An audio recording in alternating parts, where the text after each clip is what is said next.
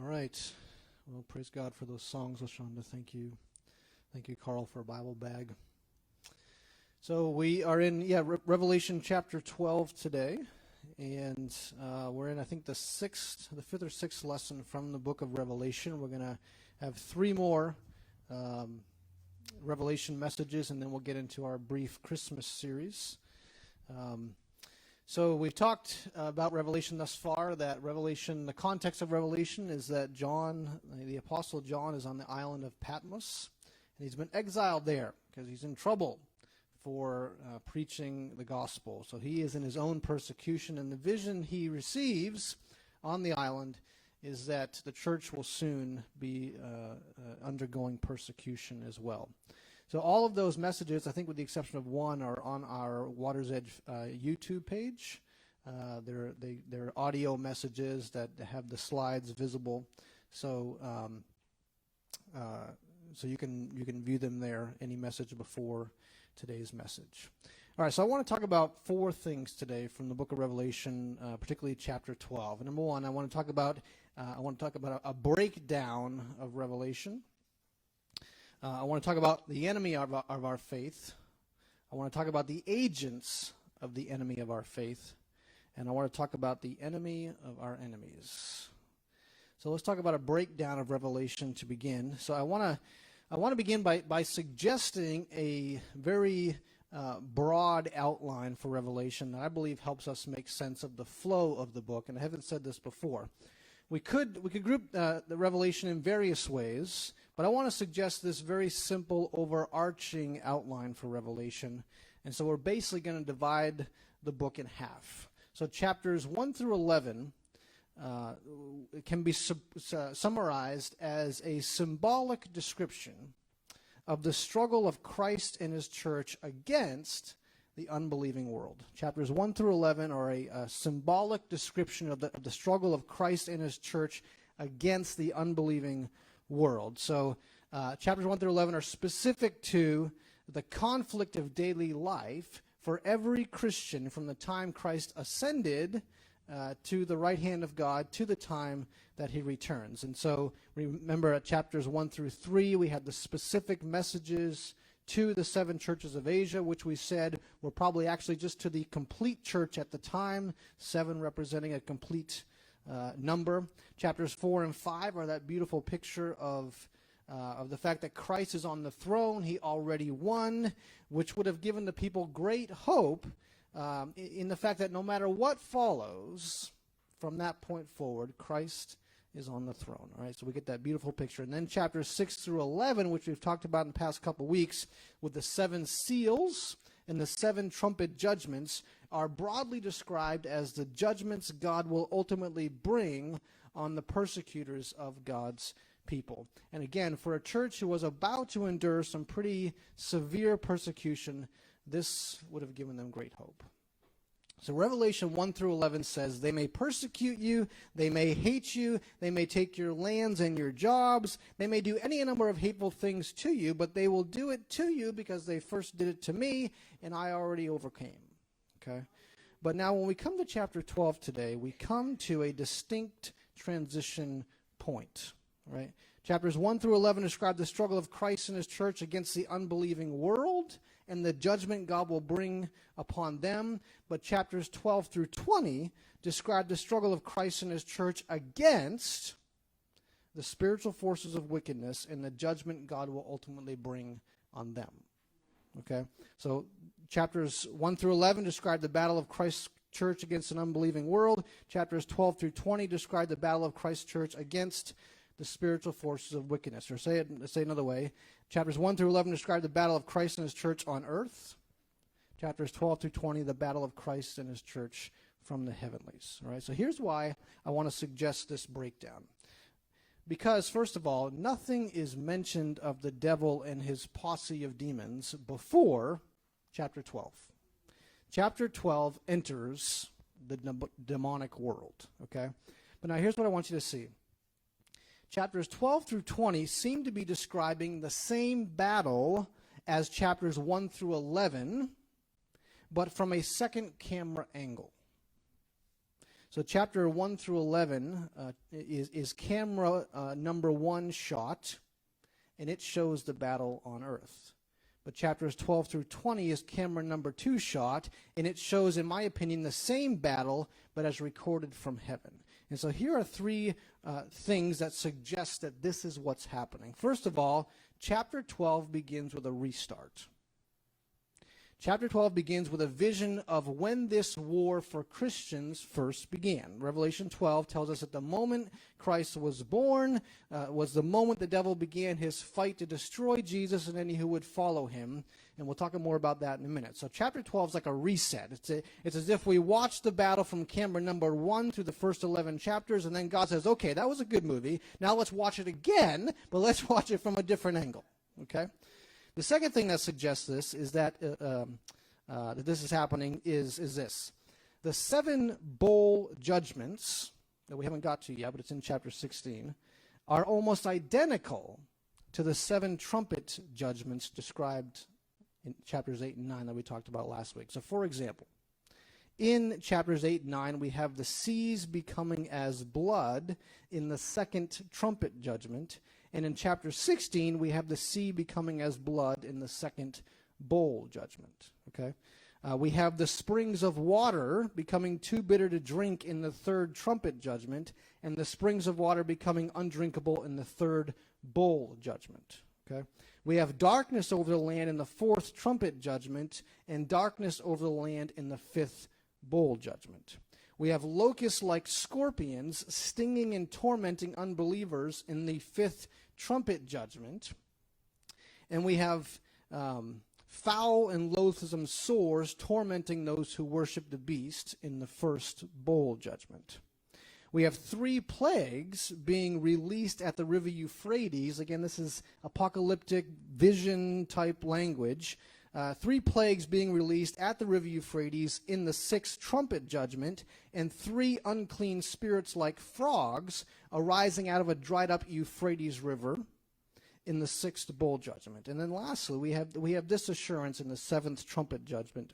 The assurance is this, that all is finished. You remember it said, the kingdoms of this world have become the kingdoms of our Lord and his Christ. And what follows that statement is lightning, noises, thunderings, hail, and an earthquake. That's Revelation 11:15. And then when we get to the 7th bowl judgment, okay, we have the proclamation that it is finished, or it is done, Revelation 16:17, followed by noises, thunderings, lightnings, and an earthquake, as has not ever occurred before.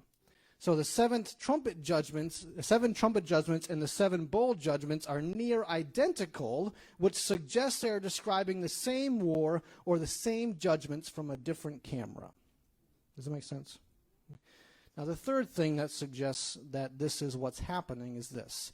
After the 6th trumpet judgment of chapter 9 and before the 7th trumpet judgment of chapter 11, we're told that the Gentiles will, quote, tread the holy city underfoot for 42 months or 3.5 years, and then the 7th trumpet judgment will come and it will all be finished, right? In other words, we're told that the unbelieving world will be allowed to persecute God's people for a symbolic period of time. It's Daniel's 3.5 years or 42 months, and then Christ returns, okay?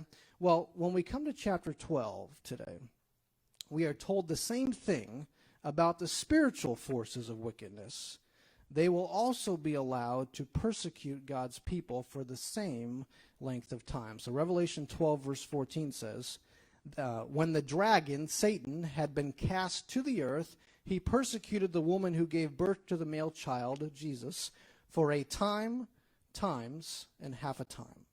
And that phrase there, time, times, and half a time, is another way of saying 42 months or 3.5 years. But an even clearer statement of this is found in Revelation 12:6, where we're told the woman fled into the wilderness, where she has a place prepared by God that she should feed her, that they should feed her or protect her their 1,260 days. Well, 1,260 days is 42 months. or 3.5 years. Okay?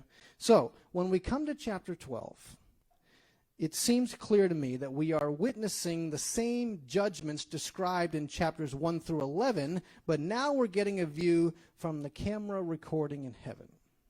Okay? And again, think what comfort that would have brought to God's persecuted people at the time.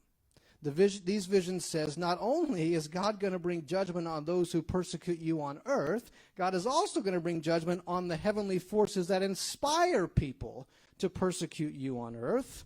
And your persecutions will not last forever, but for 42 months, which I believe is a symbolic way of saying some indefinite time before Christ returns. Okay? So in other words, there is no force in heaven above or earth below that will not ultimately bow the knee to the conquering Lamb of God. That's what these visions say, okay? So the people would have been like, yeehaw, right? Our God conquered, ladies and gentlemen, and the time of our enemies is limited, okay? That's what it's intended to do, is give hope, okay? So that's the first thing we see is a breakdown of Revelation. The two major sections of Revelation are the camera shot number 1 from earth and the camera shot number 2 from heaven. And again, they seem to be describing the same battle. The second thing I want us to see is the enemy of our faith. The enemy of our faith. So this is where camera 2 begins playing. Okay, let's consider, again, the restart of chapter 12 for a minute. Verses 1 through 5 read, and Maureen read them. Let's read them again. Now a great sign appeared in heaven, a woman clothed with the sun, with the moon under her feet, and on her head a garland of 12 stars. Then being with child, she cried out in labor and in pain to give birth. And another sign appeared in heaven. Behold, a great fiery red dragon having 7 heads and 10 horns and 7 diadems on his head. His tail drew 1/3 of the stars of heaven and threw them to the earth. And the dragon stood before the woman who was ready to give birth to devour her child as soon as it was born. She bore a male child who was to rule all nations with a rod of iron, and her child was caught up to God and his throne. All right, so in that vision here, we have 3 characters. Are you ready? We have the woman who gives birth, we have the male child, and then we have this dragon. So let's talk about the woman for a second. The woman is given a pretty elaborate description. She was clothed with the sun.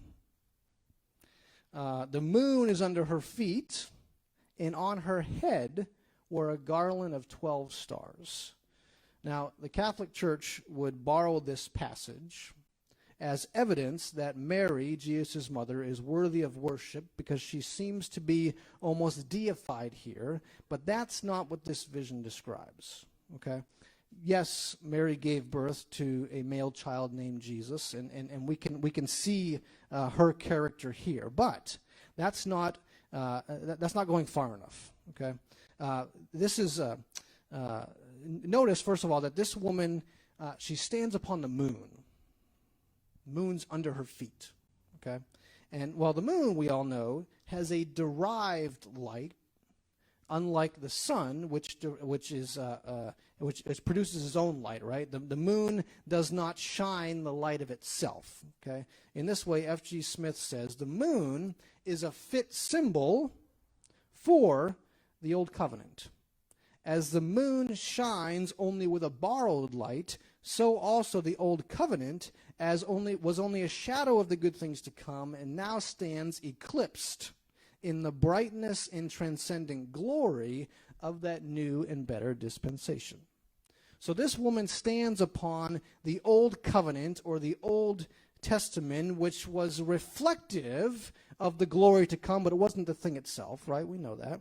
And on her head, it says, were 12, it was a garland of 12 stars. Clearly, I think, signifying the 12 apostles who would be the advancers of the new covenant in the world. And the fact that she was clothed with the sun suggests that she herself is a symbolic image of this new covenant. Okay? The new covenant under Christ is the full brightness of the old covenant, which the moon was only reflective of. Okay?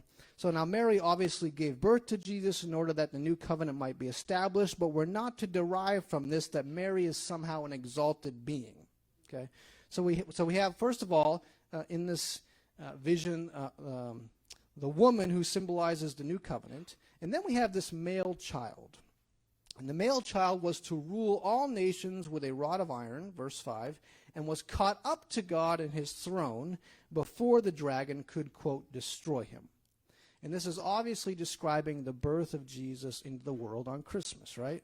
Where from the moment it was told that Jesus, this new king, was born, was the moment people were out to kill him. So you remember that King Herod instantly tried to locate Jesus' whereabouts through the three wise men in order to destroy him. And when the wise men deceived Herod and did not come back and tell him about Jesus' whereabouts, Herod got violently angry. And do you remember that he issued an order at that time that every male child in Bethlehem, in all its districts, from 2 years old and under, were to be put to death. Herod was fuming. Okay? Satan was so threatened by this male child being born that he set out through Herod at the time to massacre any child under the age of 2. And so what this tells us, folks, is that the events of the Christmas story and the birth of Christ did not involve human agency only. Satan and his demons were all over the world at that time, inspiring the people to do what they did to Jesus. And I think the same can be said today, right? The events of our world at this time do not involve human agency only, but Satan and his demons are all over it, everywhere, okay? This is the camera angle from heaven. Same battle, different camera, okay? So we have the woman who gives birth to the male child, who is a symbolic figure of the new covenant, bright, the actual thing and not the shadow of it. We have the male child born, who is instantly running for his life because of the dragon. And then we have the dragon, all right? And the dragon is fiery red. He has 7 heads and 10 horns and 7 diadems on his head. I don't actually know what a diadem is. I didn't look it up. I'm thinking jewels, something. Al probably knows. Okay. So his tail drew 1/3 of the stars of heaven and threw them to the earth. In other words, this dragon is powerful and evil and is able to take from heaven and make destruction on the earth. Okay. He threw 1/3 of the stars of heaven to earth. All right. So notice where the dragon positions himself. It says the dragon stood before the woman who was ready to give birth to devour her child as soon as it was born. So the view from heaven is that the dragon wished to be Mary's OBGYN. I mean, he's right there. He's ready. Okay?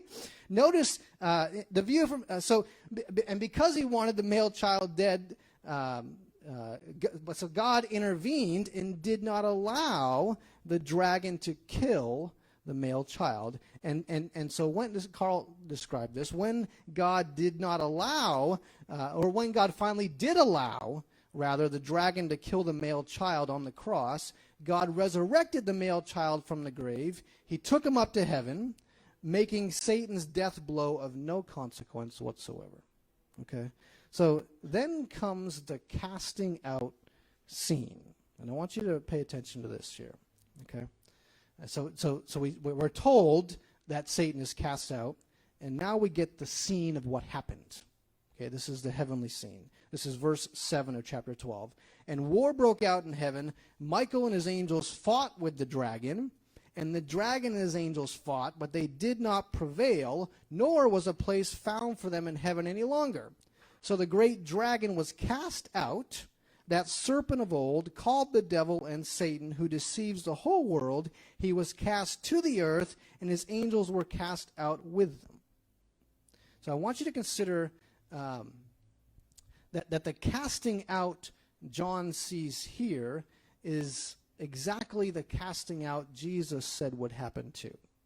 So in John chapter 12, in anticipation of his own death on the cross, Jesus said, I'm quoting from John 12, "Now my soul is troubled, and what shall I say?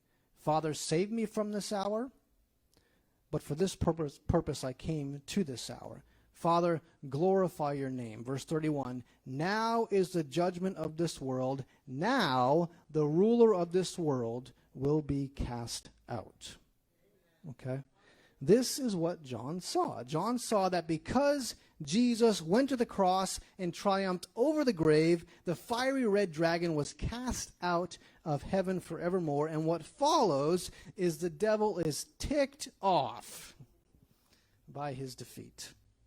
Verse 13 says, "Now when the dragon saw that he had been cast to the earth, he persecuted the woman who gave birth to the male child. The serpent spewed water out of his mouth like a flood after the woman, that he might cause her to be carried away by the flood. And the dragon was enraged with the woman.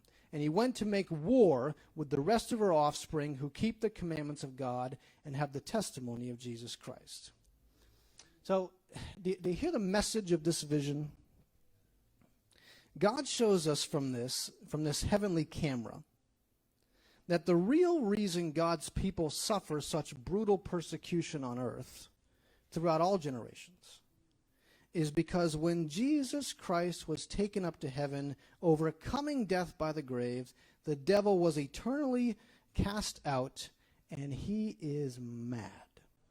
Okay? And because the devil is such a pathetic loser in this war against Jesus, he knows that he has nothing else he can do before his final end one day than to throw himself and all his legions of demons all over the world to try and destroy those who follow Jesus, because whom he could not destroy himself. Right? This is the dragon. The dragon has lost fair and square and is now bound and determined to make war with the rest of her offspring. And folks, whenever someone is this enraged, there are no more rules for war conduct. Okay? In other words, the devil is so enraged that he lost, that there is nothing he won't try against us. He's not concerned about punishment if he goes too far. He has no compassion. There is no warmth, right? Whatever the worst crime you can think of is, he's already committed worse than that and is planning to do it again. There are no bounds for this defeated dragon. He doesn't care who he hurts or how he hurts them, and he will try every trick in the book and even create new tricks if he thinks that they might cause us to walk away from Christ. Folks, our enemy is an enraged lunatic. Okay? Because the only other option for him would be to humble himself and accept defeat, but he would rather spend all eternity in hell than ever accept defeat. This is our enemy. This is the dragon that is behind all of earth's chaos and all of the church's persecution. And I want you to consider what some of his raging produced in the very early years after this vision. Richard Hanula, in his book Trial and Triumph, wrote, "Fearing the growing number of Christians and hating their refusal to bow down to the pagan gods, the Roman emperors declared that following Christ was a crime punishable by death. They began blaming Christians for every calamity. One early Christian sighed, 'If the rivers flood, or if there's drought or famine or plague, the pagans cry out, throw the Christians to the lions.'" Okay? And here's one story of such persecution. Crouching low, hugging the sand, a lion circled the young man standing in the center of the arena. The crowd watched without making a sound. From the imperial box in the grandstands, the Roman governor looked on with a grin. "Come now," the governor shouted to the man. "You are young. A lifetime awaits you. It's not too late. Some of your friends have just sworn the oath to Caesar. I will remove the beast if you will do it. Swear the oath, and you will live." The young man shook his head and stood his ground as the lion crept nearer. The lion paused and then pounced. In an instant, the two were intertwined. with the animal tearing at the young man with powerful swipes. The lion closed his massive jaws, and the young man went limp, and the crowd cheered. And then the story continues. He was just a follower. We want his leader. We want Polycarp, their leader. Death to the godless, they screamed. Death to Polycarp. Soon the chant sounded around the arena. Death to the godless. Death to Polycarp. The order was given, and a small troop left the arena to arrest Polycarp, the bishop of Smyrna. Smyrna, by the way, was one of the 7 churches of Asia that John wrote to. Polycarp had been taught in his youth by the apostle John himself. And when the soldiers found Polycarp, they rushed him to the arena and hauled him before the Roman governor. The Roman governor waved his hand and quieted the crowd. Have respect for the honor of your age, old man. Swear by Caesar and save yourself. Point to the Christian prisoners there and say, away with the godless.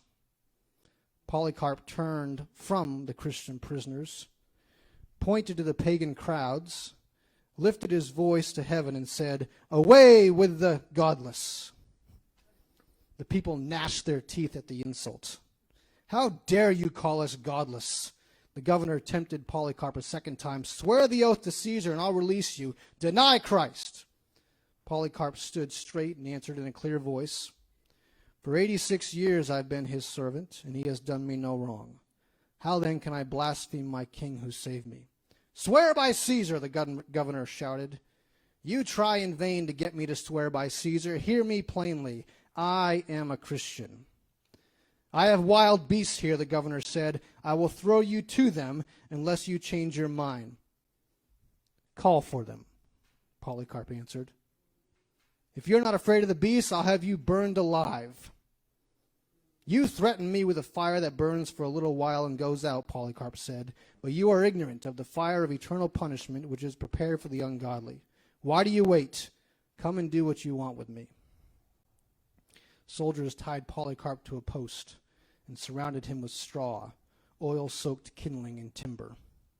Polycarp prayed aloud, O Lord God Almighty, the Father of your beloved Son, Jesus Christ, through whom we have received the knowledge of you, I bless you for granting me the honor of this day and hour, that I might be numbered among the martyrs. You are the faithful and true God. To you be glory both now and for the ages to come. Amen. A long torch ignited the bonfire, and a mighty flame leapt forward. Folks, you will never make sense of the history of human behavior through the modern secular worldview. If you think human behavior like this can be narrowed down to nature versus nurture or to chemical imbalances, that a stadium full of people would cheer at the torching of a human person, you are wholly naive to the work of the dragon in this world. Okay? There are no rules in the dragon's book of warfare. He is that angry. Now, I'm going to show you in a moment why we don't have to be afraid of this. But do you see the enemy of our faith? This is the camera from heaven, okay? So we see the breakdown of Revelation. We see the enemy of our faith.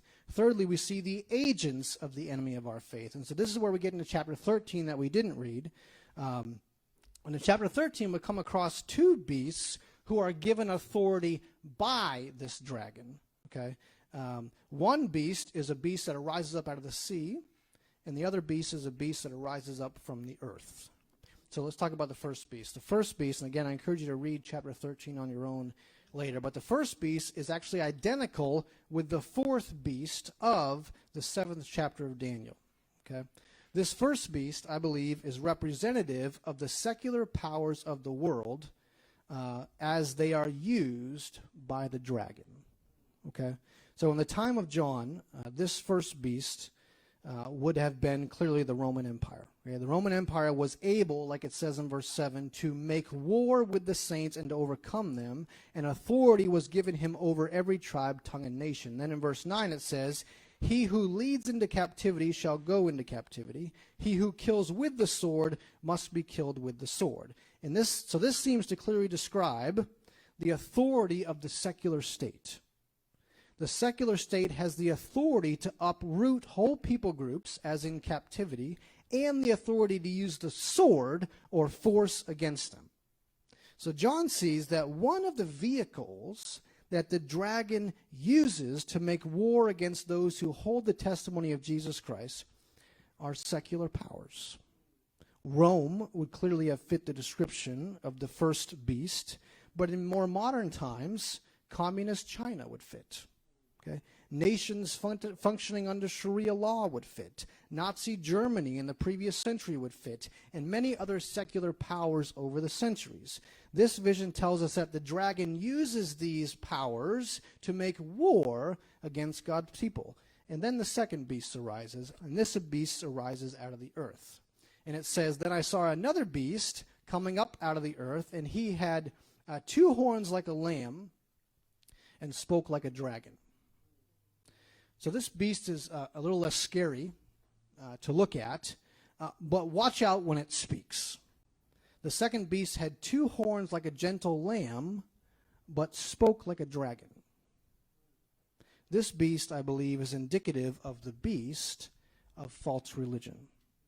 False religion appears like a lamb, but bites like a dragon. False religion is an agent the dragon uses to destroy God's people. And I want you to notice how false religion works. And this is, again, chapter 13. I don't have the exact verse, but later on in chapter 13 it says, again, of this second beast, "He performs great signs, so that he even makes fire come down from heaven on the earth in the sight of men, and he deceives those who dwell on the earth by those signs, which he was granted to do in the sight of the beast, telling those who dwell on the earth to make an image to the beast who was wounded by the sword and lived."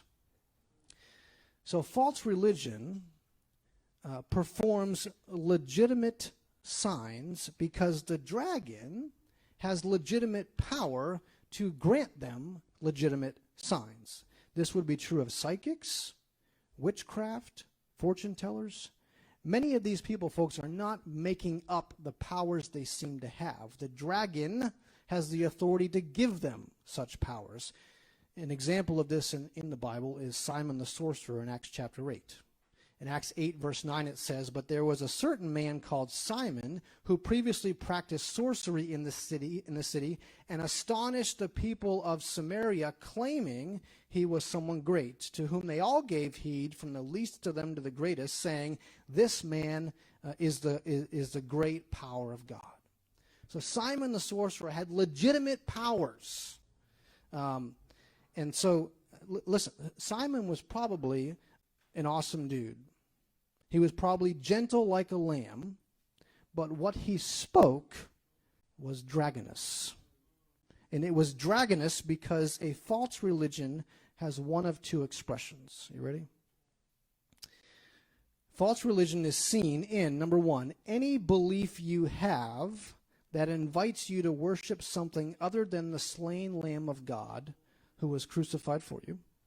Or false religion number 2 is any belief you have that says you don't need to worship any God. You're fine on your own, which is our modern secular belief.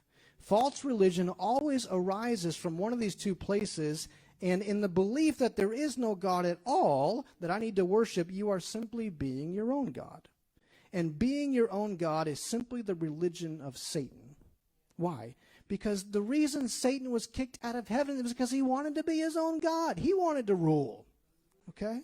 So these are the primary agents the dragon uses on earth right now. He uses secular powers, and various of them, and then false religion, and both of them are the cause of the fall of many Christians. Okay? So we see the breakdown of Revelation. We see the enemy of our faith, the dragon. We see the agents of the enemy of our faith, which includes the beast that rises up out of the sea and the beast out of the earth. And the last thing we see, and I'll close with this, is the enemy of our enemy. The enemy of our enemy. I said before that we don't need to fear the dragon's activity in our lives. Number one, because his time is short, and he's already lost, and we've already won. Okay? But we also don't need to fear his activity in our lives for two other reasons. First, God gives us wings. God gives us wings. In chapter 12, we read this. Now, when the dragon saw that he had been cast to the earth, he persecuted the woman who gave birth to the male child, but the woman was given 2 wings of a great eagle, that she might fly into the wilderness to her place where she is nourished for a time, times, and half a time from the presence of the serpent. And these wings given to the woman, who again represents the new covenant and those who follow it, these wings are wings that lift her out of the persecution to receive comfort. These wings, when we consider the story of Polycarp that we just read, we cannot by this conclude that the dragon will never catch us. Okay, so the wings given to this woman are not wings that allow Christians to escape from persecution. I think it means something different. I think instead that these 2 wings are indicative of the wings of faith.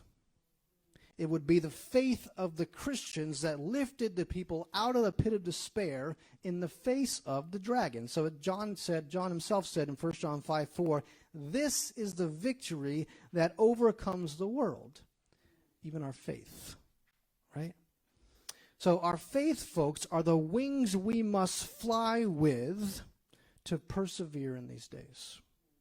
Our faith is what provides us a place in the wilderness to take refuge in. Our faith is what draws us near to one another in these difficult times. And our faith is the very thing the dragon wants to cut off our back right now. Right? So we do not need to fear the dragon because, A, his time has come.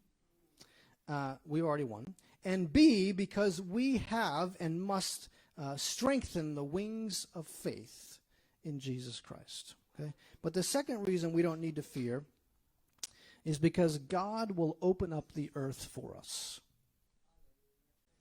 God will open up the earth for us. What do I mean by that?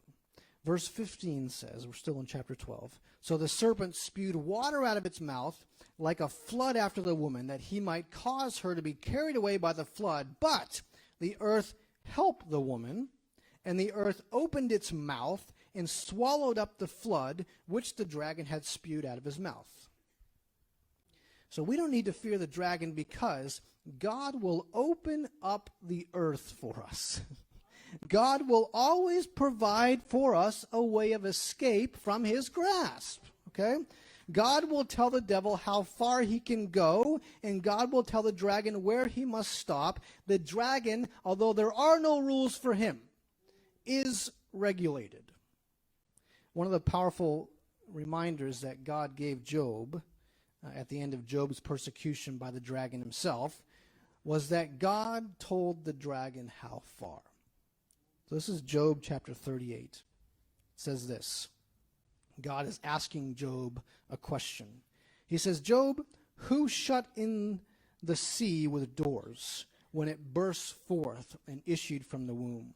When I made the clouds its garment and thick darkness its swaddling band? When I fixed my limit for it and set bars and doors? When I said, this far you may come, but no farther, and here your proud waves must stop.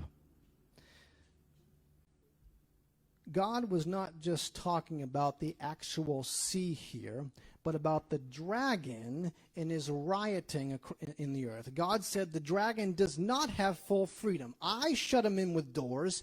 I fixed a limit for him and set bars upon him. I said, this far you may come, but no farther, and here your proud ways must stop. God said to Job, the dragon did not do everything he wanted to do to you. I told him how far he can go and where he must stop. Okay?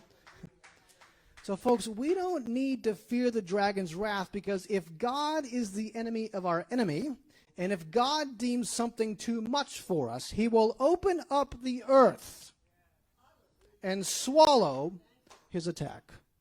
Okay?